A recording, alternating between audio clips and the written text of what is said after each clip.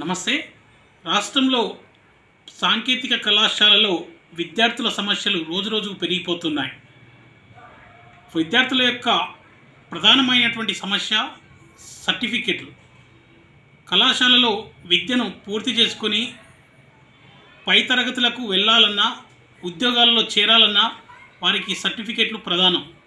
మరి ఈ సర్టిఫికెట్ల పైన పలు ఫిర్యాదుల మేరకు రాష్ట్ర ఉన్నత విద్యాశాఖ స్పందించి ఆయా యూనివర్సిటీలకు సర్క్యులర్ జారీ చేస్తూ ఖచ్చితంగా విద్యార్థుల యొక్క సర్టిఫికెట్లను వెంటనే ఇవ్వాలని, లేని పక్షంలో కఠినమైనటువంటి చర్యలు తీసుకుంటామని, వీలైతే ఆ కళాశాలలను బ్లాక్ లిస్ట్లో పెడతామని చెప్పేసి కూడా హెచ్చరికలు జారీ చేసింది రాష్ట్ర ఉన్నత విద్యాశాఖ.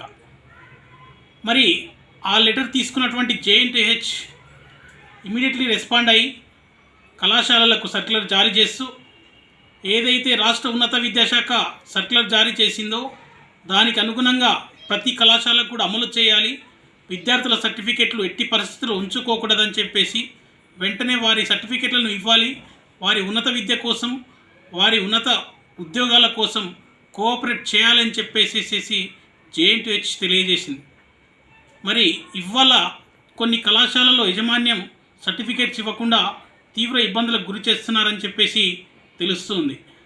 ఏది ఏమైనా ఒకటే తెలియజేసేది, సర్టిఫికేట్స్ని వెంటనే ఇవ్వాలి విద్యార్థులకు. అదేవిధంగా రాష్ట్ర ప్రభుత్వం కూడా విద్యార్థుల యొక్క ఫీజు రీయింబర్స్మెంట్ను వెంటనే విడుదల చేయాలి అని చెప్పేసి మేము రాష్ట్ర ప్రభుత్వానికి తెలియజేస్తున్నాం.